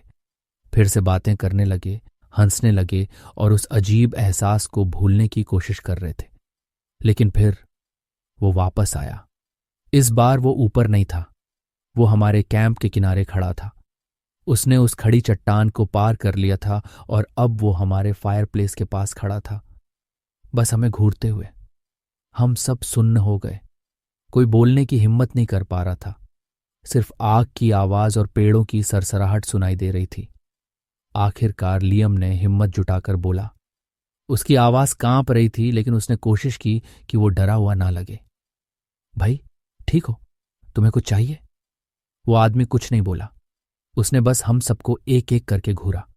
उसकी नजरें हर एक पर थोड़ी देर रुकती, जैसे वो हमारे चेहरे याद कर रहा हो। भाई नाम क्या है तेरा? लियम ने दोबारा पूछा। इस बार उसकी आवाज और भी धीमी थी। फिर अचानक उस आदमी का सिर इतनी तेजी से लियम की तरफ मुड़ा कि मेरा दिल दहल गया। उसकी आंखें चौड़ी हो गईं, पल भर के लिए भी नहीं झपकी। वो लियम के करीब झुका और इतनी सूखी और भयानक आवाज में फुसफुसाया कि मेरी रूह कांप गई। ये तुम्हें जानने की जरूरत नहीं है। और फिर उसने बिल्ली की तरफ फुफकार मारी।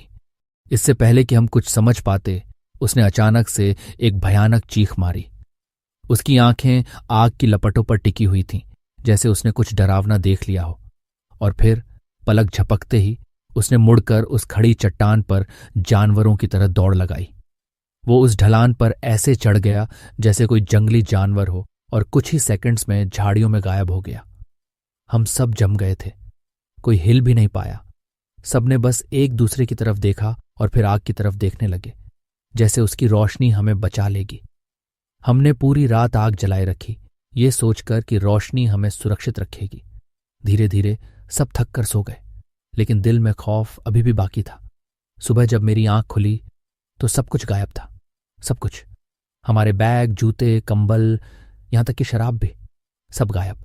लेकिन सबसे डरावनी बात यह थी, जहां हम पूरी रात सोए थे वहां की रेत पूरी तरह से साफ थी।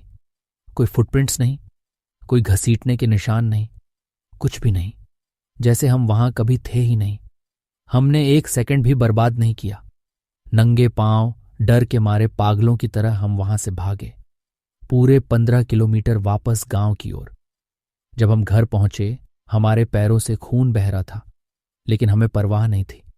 हमने कभी अपने माँ बाप को नहीं बताया कि उस रात क्या हुआ था, और हम कभी उस नदी के किनारे नहीं गए, क्योंकि जो कुछ भी उस रात वहां था वो इंसान नहीं था। जब मैं 12 साल का था, मेरे 15 साल के भाई के साथ मैंने एक बेहद डरावनी घटना का सामना किया था, जो हमारे दादा दादी के घर में हुई थी। मेरे दादा दादी का एक घर एक बड़े आइलैंड पर था, जहां सिर्फ 2 घर थे, जो लगभग 1 मील से भी कम दूरी पर थे। एक गर्मी की छुट्टी में मैं अपने भाई, माँ और बहन के साथ उनसे मिलने गया था। हमारे दिन का ज्यादातर वक्त मछली पकड़ने में जाता था। पहले दिन हमने मछली पकड़ने के लिए सारी तैयारी कर ली थी, सब सामान सेट था। अब बस मछलियों के चारे के लिए कीड़ों के लिए जमीन खोदनी थी। एक कुदाल और बाल्टी लेकर हम घर की तरफ लौटे, फिर एक छोटी ढलान से उतरकर उस ट्रैक पर चले जहां हमें आमतौर पर कीड़े मिलते थे। वो जंगल बहुत घना था और वहां बहुत कम रोशनी थी, जिससे पूरा माहौल थोड़ा डरावना लग रहा था, क्योंकि मुझे आसानी से डर लग जाता था। अचानक मुझे किसी के चलने की आवाज सुनाई दी और मैंने डर के मारे अपने भाई की ओर देखा। मेरे भाई ने इसे कोई बड़ी बात ना समझकर कहा, चल देख लेते हैं क्या है, और आगे बढ़ने का जोर दिया। जब हम थोड़ा आगे बढ़े, जहां से एक खुला मैदान दिखता था, जहां मैं पहले माँ के साथ मशरूम ढूंढने गया था, मेरे भाई ने अचानक हाथ उठाकर मुझे रोक दिया। मैंने पीछे मुड़कर देखा पेड़ों के पार एक मूस जैसी कोई चीज हमारी ओर सीधे देख रही थी। मूस एक बड़ा जानवर होता है जो हिरन जैसा दिखता है, लेकिन आकार में बहुत बड़ा होता है और इसके बड़े बड़े सींग होते हैं। मुझे थोड़ी राहत मिली क्योंकि मैंने पहले कई बार मूस देखे थे, पर मेरा भाई, जो कभी डरता नहीं था, कांपते होठों के साथ कहने लगा, यहां से निकलते हैं। बिना कोई सवाल किए मैं तुरंत वापस मुड़ा और चलना शुरू कर दिया, और मेरा भाई मुझे तेज चलने के लिए कहता रहा। जैसे ही हम घर पहुंचे, हम दोनों दौड़ने लगे। जब हम बरामदे पर पहुंचे, माँ और दादी वहां बैठे थे। मैंने उन्हें बताया कि हमने एक मूस देखा, पर मेरा भाई बिल्कुल चुप रहा। उस दिन मछली पकड़ने का प्लान पूरी तरह कैंसिल हो गया। अगले दिन हमने मछली पकड़ने का जिक्र भी नहीं किया। मैं बरामदे पर बैठा कॉमिक्स पढ़ रहा था, जबकि मेरा भाई घर के अंदर सोफे पर बैठा था, पर उसके चेहरे पर अभी भी वही डर साफ दिख रहा था। कुछ घंटे तक मैं कॉमिक्स पढ़ता रहा। तभी दादा ने पूछा, कुदाल कहाँ है? तभी मुझे याद आया कि हमने उसे पिछले दिन कीड़ों के लिए खोद कर वहीं छोड़ दिया था। माँ ने कहा कि मेरे भाई और मुझे जाकर कुदाल लाना है और साथ ही कुछ कीड़े भी निकालने हैं, क्योंकि वो बाद में हमारे साथ मछली पकड़ने जाना चाहती थी। मैंने बिना कोई सवाल किए माँ की बात मान ली, लेकिन मेरे भाई के चेहरे पर एक अजीब सी बेचैनी थी। ऐसा लग रहा था कि कुछ गड़बड़ होने वाला है, क्योंकि मेरा भाई, जो हमेशा चिल रहता था, अब बहुत परेशान था। हमने अपने जूते पहनकर घर के पीछे की ओर चलना शुरू किया, उसी ट्रैक पर जहां हमने कुदाल और बाल्टी रखी थी। जैसे ही हम कुदाल से लगभग 10 फीट दूर पहुंचे, मेरे भाई ने अचानक रुककर कहा, तुम खुद ही कीड़े निकालो, जैसे पहले करते थे। मैंने उसकी बात मानी और कीड़े खोदने लगा, पर मेरे मन में फिक्र थी कि मेरा भाई पीछे रह गया है, क्योंकि उसे डर लग रहा था कि कुछ हो जाएगा। आसपास की झाड़ियां धीरे धीरे हिल रही थीं और कदमों की आवाजें धीरे धीरे पास आती जा रही थीं, कभी दाहिनी ओर से तो कभी बिल्कुल उल्टी दिशा से। मैंने तुरंत बाल्टी में कुछ कीड़े डाल दिए, और जैसे ही मैं कुदाल उठाने की कोशिश करने लगा, मुझे ऐसा लगा कि कोई मुझे देख रहा है। मेरा भाई मेरे पास आ गया, बाल्टी को बंद करने में मेरी मदद की, और जब मैंने उससे कहा, मुझे लग रहा है कोई देख रहा है, उसने कहा, चलो यहां से निकलते हैं। जैसे ही हम मुड़कर वापस जाने लगे, मैंने पीछे से लकड़ी की टहनी टूटने की आवाज सुनी। मैंने मुड़कर देखा तो वहां फिर से वही मूस जैसी चीज थी, लेकिन अब पहले से बिल्कुल अलग, ज्यादा पतली और कुछ अजीब लग रही थी। वो एक पेड़ के पीछे से हमें झांकती हुई दिखी। उस पल मुझे डर से ज्यादा उलझन और उत्सुकता हुई, पर मेरा भाई पूरी तरह चुप रहा। मैं उस जानवर का पूरा चेहरा नहीं देख सका, पर मुझे साफ लग गया कि कुछ तो ठीक नहीं है। मैं कुछ पल खड़ा रहा, उसे ध्यान से ऑब्जर्व करता रहा। जो मैं देख सका, उससे मुझे ये महसूस हुआ कि वो चारों पैरों पर नहीं खड़ा था। वो एक बूढ़े आदमी की तरह झुका हुआ था और उसके हाथ सीधे नीचे लटक रहे थे। सबसे अजीब बात यह थी कि मुझे ऐसा लग रहा था कि वो जानवर मुझसे बात करने की कोशिश कर रहा था, जैसे कह रहा हो, मैं तुम्हारी मदद करूं।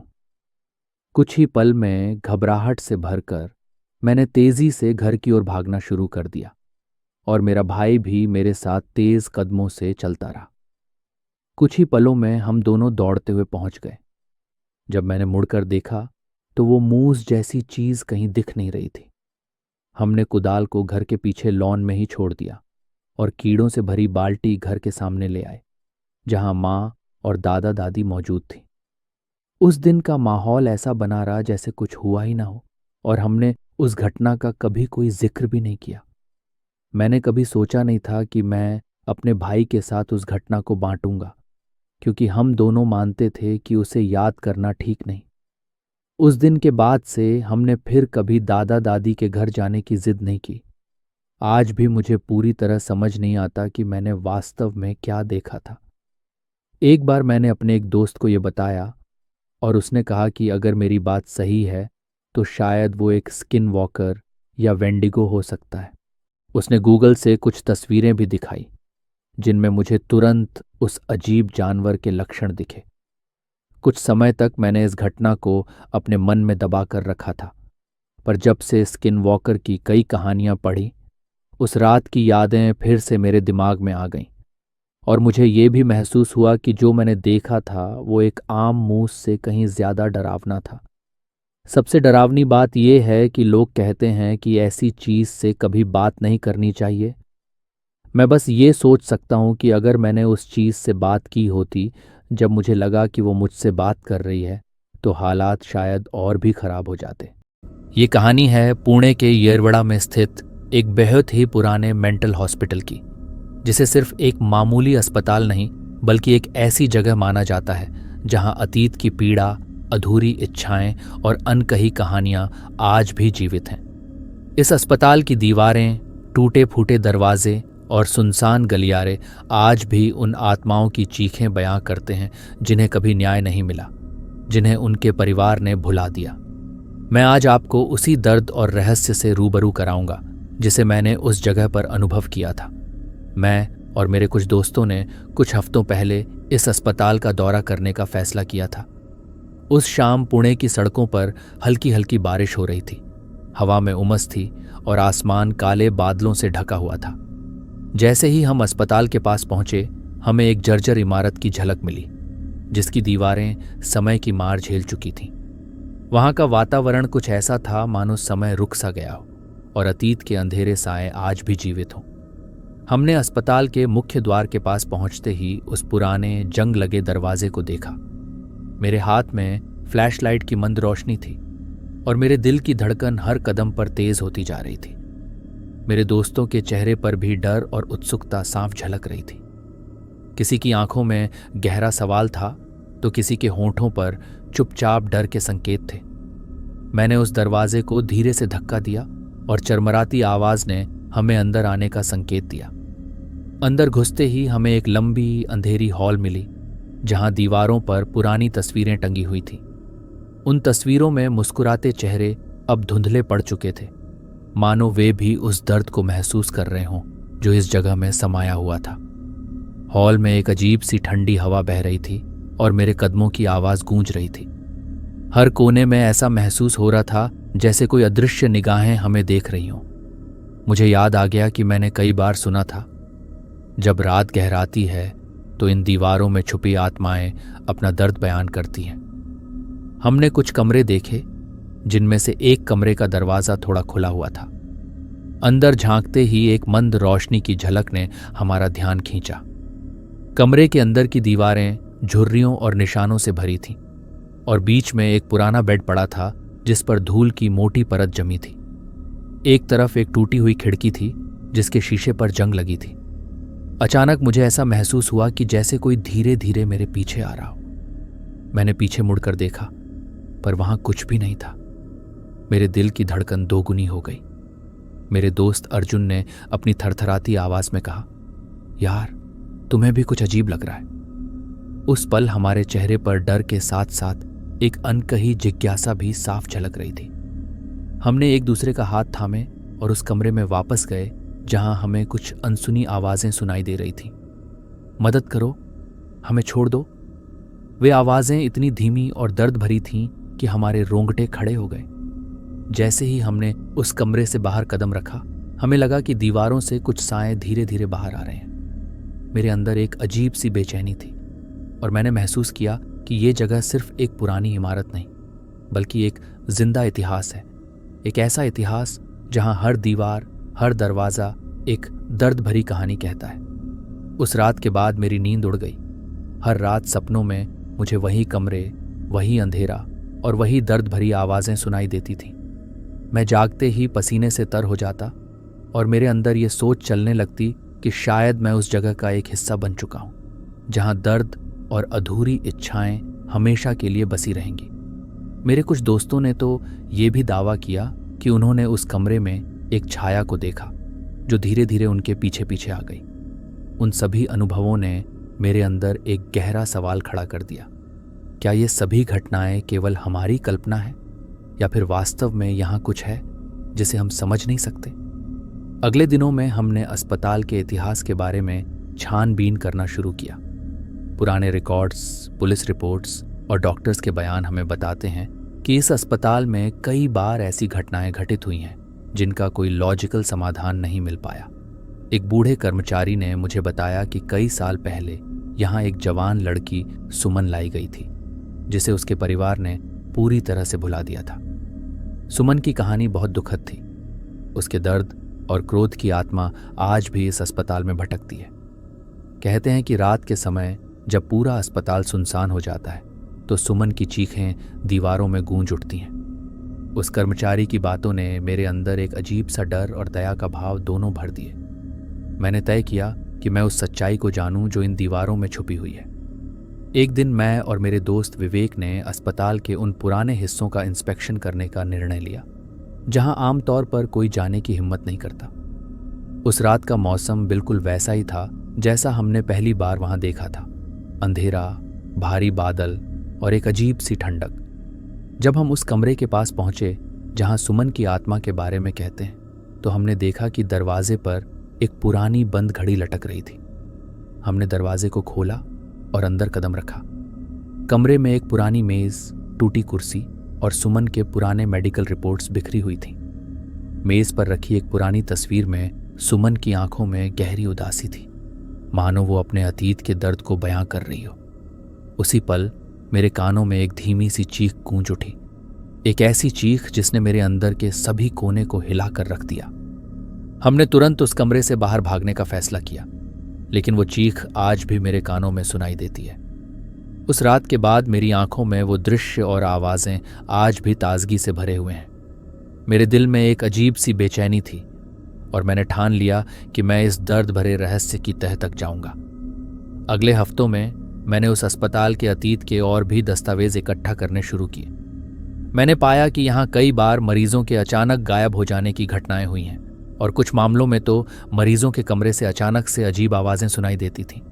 एक केस ऐसा था जहां एक मरीज, जिसे कोई समझ नहीं पाया, अचानक से गायब हो गया था। कुछ लोगों का कहना था कि उसकी आत्मा आज भी उस अस्पताल में भटक रही है और कभी कभी उसकी चीखें सुनाई देती हैं। मेरी जिज्ञासा और भी बढ़ गई और मैंने तय किया कि मैं उस अस्पताल में रात के समय जाकर अपनी जांच जारी रखूंगा। एक रात जब पूरा शहर सो रहा था, मैंने अकेले ही अपने कैमरे, रिकॉर्डर और टॉर्च के साथ उस अस्पताल का दौरा किया। अंदर कदम रखते ही मुझे एक अजीब सी ठंडक महसूस हुई, मानो उस जगह में समय थम सा गया हो। मैंने धीरे धीरे एक एक कमरे की जांच की। एक कमरे में जहां से रोशनी की झलक मिल रही थी, मैंने देखा कि एक परछाई अचानक मेरे सामने आ गई। वो परछाई इतनी साफ थी कि मानो कोई असली इंसान वहां खड़ा हो, लेकिन जैसे ही मैंने नजदीक जाकर देखा, वो गायब हो गई। मेरे कैमरे ने केवल एक धुंधली रिफ्लेक्शन कैद की थी, जिसे देखकर मेरे अंदर गहरा डर पैदा हो गया। उस पल मेरे दिल में एक अजीब सा सवाल उठा, क्या ये सभी घटनाएं हमारी कल्पना है या फिर यहाँ वाकई में कोई अनदेखी ताकत मौजूद है? मैंने रिकॉर्डर ऑन किया और उस कमरे में बैठकर इंतजार किया। कुछ ही मिनटों में मुझे महसूस हुआ कि कमरे के एक कोने से हल्की फुसफुसाहट की आवाज आने लगी, जैसे कोई अतीत की पीड़ा मेरे पास पहुंचकर अपनी कहानी बताना चाहता हो। उस आवाज में इतना दर्द था कि मेरे होश उड़ा देने वाला था। मुझे छोड़ दो, मुझे शांति दो। वो आवाज इतनी धीमी पर स्पष्ट थी कि मेरे दिल के सभी तार कांप उठे। उस रात मैंने पूरी रात रिकॉर्डिंग की और जैसे ही मैं बाहर निकलने लगा, मेरे पीछे से अचानक से एक हंसी की आवाज सुनाई दी। उस हंसी में अजीब सी विडंबना थी, मानो वो हंसी किसी पुराने दर्द और अधूरी इच्छाओं का नतीजा हो। उस रात के बाद मेरे अंदर ये विचार गहराने लगा कि ये आवाजें और छाया केवल मेरी कल्पना नहीं थी, बल्कि ये उन आत्माओं की पुकार थी जिन्हें उनके दर्द का न्याय नहीं मिला। अगले दिन मैंने अपने रिकॉर्डिंग्स को ध्यान से सुना। उन धुंधली आवाज़ों ने मेरे मन में ऐसे सवाल खड़े कर दिए कि मैं अब और रहस्य से दूर नहीं रह सकता था। मैंने स्थानीय इतिहासकारों, पुराने अस्पताल कर्मचारियों और निवासियों से बात की। एक बूढ़ी महिला ने बताया कि उसने बचपन में अपने दादा से सुना था कि ये अस्पताल एक बार लोगों के अतीत का दर्द और अधूरी इच्छाओं का केंद्र रहा है। उसने कहा, जब भी मैं उस जगह के बारे में सोचती हूँ, मेरे दिल में एक ठंडी लहर सी फैल जाती है, जैसे कि वहाँ की आत्माएं आज भी तुम्हें देख रही हों। उसकी बातों में गहरी उदासी और अनकही पीड़ा झलकती थी।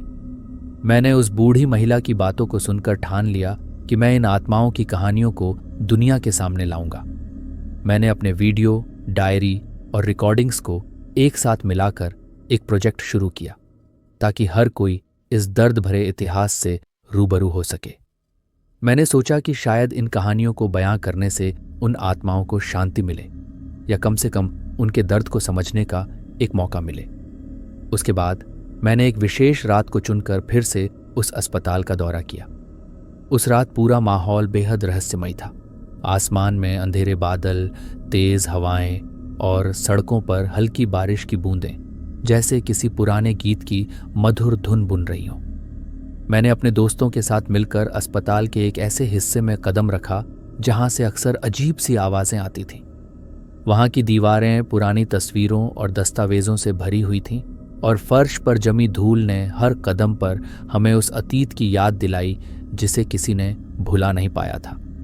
हमने देखा कि उस हिस्से में एक छोटा सा कमरा था जहां के दरवाजे पर जंग लगी हुई थी। मैंने धीरे से दरवाज़ा खोला और अंदर कदम रखते ही मुझे एक अजीब सी ठंडक ने घेर लिया। कमरे के बीच में एक पुराना बेड पड़ा था जिस पर एक फटी पुरानी चादर बिछी थी। दीवारों पर हाथों के निशान और नाखूनों से लिखे हुए संदेश जैसे हम यहाँ हैं और मदद करो ने मेरे मन में एक गहरी पीड़ा छोड़ दी। उसी पल कमरे के एक कोने से एक धीमी फुसफुसाहट हुई जो मानो किसी आत्मा की पुकार हो। मेरे दोस्त विवेक की आंखों में साफ डर था और उसने धीरे से कहा, यह सच्चाई है, ये आत्माएं अभी भी यहां मौजूद हैं। उन शब्दों ने हमारे दिलों को और भी भारी कर दिया। उस रात के अनुभवों ने मुझे हमेशा के लिए बदल कर रख दिया। मैंने महसूस किया कि ये अस्पताल सिर्फ एक इमारत नहीं है बल्कि उन आत्माओं का गढ़ है जिन्हें उनके दर्द का सही ठिकाना नहीं मिला। हर एक दीवार, हर एक दरवाजा उन कहानियों का साक्षी है जो सदियों से इस जगह में छुपी हुई हैं। मेरी ये यात्रा जो शुरू हुई थी सिर्फ एक मस्ती के रूप में, अब मेरे लिए एक जीवन भर की सीख बन गई थी कि हमें अपने अतीत के दर्द को समझना चाहिए, चाहे वो कितना भी दर्दनाक क्यों ना हो। इन अनुभवों को मैंने अपनी डायरी में बारीकी से दर्ज किया है। हर दिन, हर रात की घटनाओं, हर आवाज और हर परछाई को मैंने शब्दों में पिरोया है। मैंने लिखा है कि कैसे एक रात मेरे कमरे की खिड़की के बाहर अचानक से एक आकृति प्रकट हुई जिसकी आंखों में अनकहा दर्द था। उसने बिना कुछ कहे मुझे घूरा और उस पल मुझे ऐसा महसूस हुआ जैसे वो आत्मा मेरे अंदर के गहरे दर्द को समझ रही हो। मैंने उस अनुभव को अपनी डायरी में दर्ज किया और कहा कि शायद उन आत्माओं का दर्द हम सबके अंदर कहीं छुपा हुआ है जिसे समझना और स्वीकारना जरूरी है। दोस्तों, इन सारी घटनाओं और अनुभवों ने मुझे ये सिखाया कि हर आत्मा की एक कहानी होती है, एक कहानी जो दर्द, क्रोध और अधूरी इच्छाओं से भरपूर होती है। जब भी मैं उस अस्पताल की याद में डूबता हूं तो मुझे लगता है कि वहां की दीवारें और दरवाजे अभी भी उन कहानियों को गुनगुना रहे हैं, वो कहानियां जिन्हें मैं भुला नहीं पाया बल्कि जो मेरे दिल में घर कर गई हैं। मेरी ये कहानी यहीं समाप्त नहीं होती बल्कि ये एक ऐसे सफ़र की शुरुआत है जिसमें मैंने उन अनसुनी कहानियों को जानने और समझने की ठान ली है। मेरा मानना है कि हमें अपने अतीत के दर्द को समझने का साहस रखना चाहिए ताकि हम उन आत्माओं की कहानी सुन सकें जो आज भी हमारे साथ हैं। ये घटना पिछले साल की है जब मैं कुछ समय के लिए अपने पेरेंट्स के साथ रह रहा था। हमारा घर डेवन यूके में था और हम वहाँ सिर्फ 3 साल पहले ही शिफ्ट हुए थे। कहा जाता है कि इस घर का पिछला मालिक जो एक बुजुर्ग था अचानक एक कमरे में ही गुजर गया था। खैर, उस समय मेरा एक दोस्त भी मेरे साथ था और हम न्यू ईयर से पहले की छुट्टियां मना रहे थे। 30 दिसंबर की रात मेरा दोस्त अपने घर चला गया और मैं अकेला रह गया। मुझे कुछ समझ नहीं आया कि क्या करूं, तो मैंने सोचा जल्दी सो जाऊं। रात के 9 बजे मैं अपने बेडरूम में सोने चला गया। मेरा कमरा दूसरी मंजिल पर था और खिड़की हल्की खुली हुई थी ताकि ठंडी हवा अंदर आ सके। उस रात मुझे बहुत अजीब सा महसूस हो रहा था। मैं बार बार उठ रहा था, फिर सोने की कोशिश करता था, लेकिन ठीक से नींद नहीं आ रही थी। फिर करीब 12 बजे मुझे एक अजीब सपना आया। सपने में मैं किसी और की आंखों से देख रहा था। कोई आदमी मेरे पड़ोसी के गार्डन से निकलकर मेरे गार्डन की ओर बढ़ रहा था। वो बड़ी आसानी से 6 फीट ऊंची लकड़ी की दीवार पार कर गया। मेरे गार्डन में मेरी बहन का कुत्ता सो रहा था और वो शख्स सीधे मेरे घर की दीवार पर चढ़ गया। जैसे ही वो मेरी खिड़की के पास पहुंचा, मेरा सपना अचानक बदल गया। अब मैं एक पेड़ की ऊंची डाल से देख रहा था और वहां से मैं उस सफेद डरावने इंसाननुमा चीज को देख रहा था जो मेरी खिड़की के अंदर झांक रही थी। इसी के साथ मेरी नींद खुल गई। मेरा पूरा शरीर पसीने से भीग चुका था। मैं खुद को शांत करने की कोशिश कर रहा था कि अचानक मेरी बहन का कुत्ता जोर जोर से भौंकने लगा। 10 सेकंड तक भौंकने के बाद एकदम सन्नाटा छा गया। मैंने सोचा कि शायद कोई जानवर होगा, लेकिन तभी मुझे खिड़की के पास से धीरे धीरे कुछ खुरचने की आवाज सुनाई दी। ये घर की दूसरी मंजिल थी, तो नीचे से कोई खुरच भी नहीं सकता था। अब मेरी धड़कन तेज हो गई। मैंने घड़ी की ओर देखा, तब ठीक सुबह के 3:33 हो रहे थे। जैसे ही मैंने घड़ी देखी, मुझे अंदर से एक अजीब डर महसूस होने लगा। ऐसा लग रहा था जैसे कोई मेरे कमरे में ही खड़ा हो और मुझे घूर रहा हो। तभी मैंने छत की ओर देखा। वहां हल्की सी हलचल हुई और कोई परछाई कमरे के बीचों बीच लटकते हुए लाइट के पास जाकर रुक गई। मुझे लगा कि मैं सपना देख रहा हूं, लेकिन अगले ही पल बिना आंखें खोले भी मैंने एक चमकदार सफेद रोशनी देखी। ऐसा लगा जैसे हजारों लाइटर्स एक साथ जलाए जा रहे हों। यह आवाज इतनी तेज थी कि मेरे कान सुन्न हो गए। फिर एक जोरदार सफेद चमक पूरे कमरे में फैली और अगले ही सेकंड सब कुछ काले अंधेरे में बदल गया। अब मैं पूरी तरह जाग चुका था। जैसे ही मैंने उठकर बेड साइड लैंप जलाने की कोशिश की, मुझे याद आया कि वो तो प्लग से निकाल कर रखा था। तभी मेरी नज़र सीधे कमरे के बीचों बीच पड़ी। वहां एक काली परछाई खड़ी थी। वो बिल्कुल हिलडुल नहीं रही थी। जैसे ही मैंने लाइट की ओर हाथ बढ़ाया, उसने अपनी गर्दन एक झटके में मेरी ओर घुमा ली। मेरा दिल जोर से धड़कने लगा। ये परछाई इतनी काली थी कि उसके कोई फेशियल फीचर्स भी नजर नहीं आ रहे थे। वो कुछ सेकंड तक मुझे घूरती रही, फिर अचानक आगे बढ़ी और अपना लंबा नुकीले नाखूनों वाला हाथ मेरी ओर बढ़ाया। मुझे ऐसा महसूस हो रहा था जैसे मैं हिल भी नहीं सकता। लेकिन जैसे ही वो मेरे चेहरे के पास आई, मैं झटके से उठा और दीवार के स्विच को दबाकर मैन लाइट ऑन कर दी। मेरी आंखें एक सेकंड के लिए झपकी और जब मैंने दोबारा देखा, वो परछाई तेजी से खिड़की से बाहर कूद गई। वो एक ही छलांग में मेरे गार्डन को पार कर गई और अंधेरे में गायब हो गई। मैं तुरंत नीचे भागा और देखा कि मेरी बहन का कुत्ता एक पेड़ के पीछे छिपा हुआ था और कांप रहा था। मैंने पूरे घर की तलाशी ली, लेकिन कुछ भी नहीं मिला। उस रात के बाद मैं कई दिनों तक सो नहीं पाया। आज भी जब मैं उस पल के बारे में सोचता हूं, तो बस यही सवाल आता है, अगर मैं नहीं उठा होता तो क्या होता।